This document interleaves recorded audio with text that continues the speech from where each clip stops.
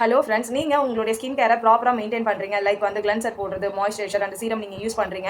ஆனால் இருந்தாலும் என்னோட ஸ்கின் வந்து டல்லாகவும் அண்ட் டயர்டாகவும் இருக்குது அப்படின்னா அதுக்கான ரீசன் என்ன அப்படின்னு தெரியுமா? ரீசன் வந்து உங்களுடைய ப்ராடக்ட்ஸ் நீங்கள் அப்ளை பண்ணுறதுனால கிடையாது. உங்களுடைய ஸ்கின் வந்து ஸ்ட்ரெஸ்டாக இருக்கிறதுனால தான் அந்த ப்ராப்ளம்ஸ் வருது. ஓகேவா?